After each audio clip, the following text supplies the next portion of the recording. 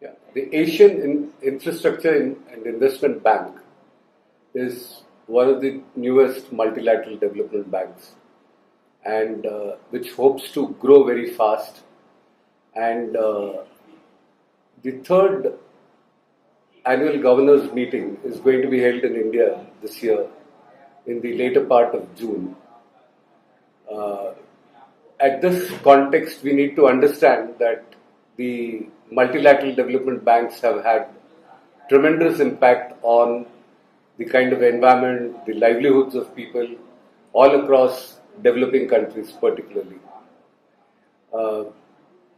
This new bank calls itself a post-Paris bank, which means it understands the climate limits.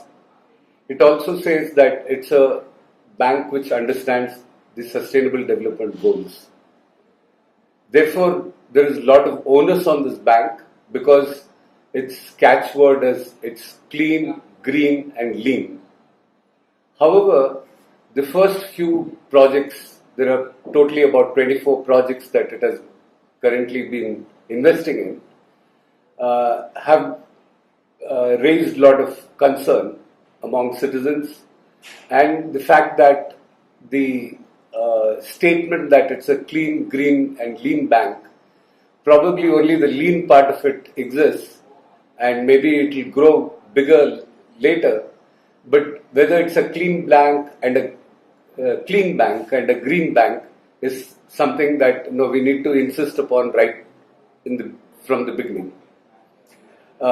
If you take the portfolio of the banks, it has more than 35 kind of instruments of lending and guaranteeing investments, and therefore it is going to be very difficult to track a bank like this.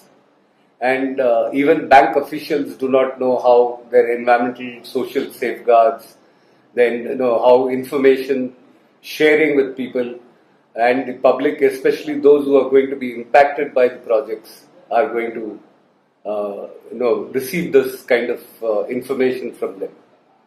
And if you see some of the methods of investing, currently they are co-financing with other multilateral development banks.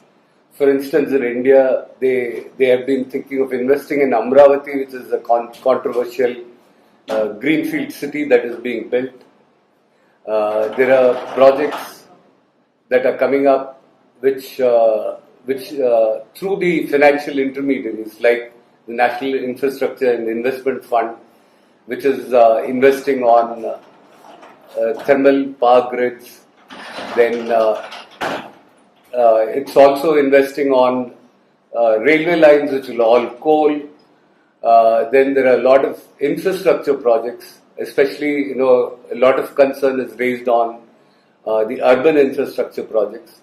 Then there are also the intermediaries, how these intermediaries don't seem to have policies for environmental and social safeguards. How would we hold them accountable on their investments? And how is the bank going to keep a track?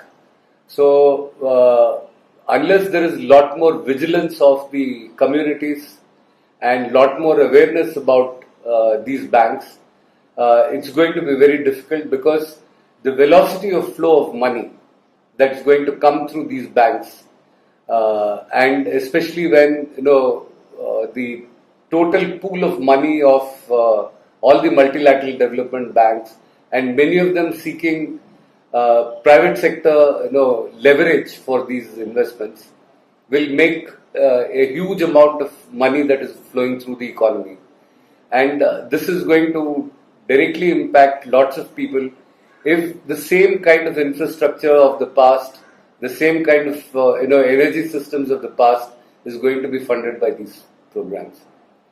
So between 21st and 23rd, before the annual governors meeting, groups across the country have come together and are holding parallel workshops to create awareness about the bank and to expose the bank on its existing projects, and also demanding more stricter controls on how environmental and social impacts of these projects are going to be.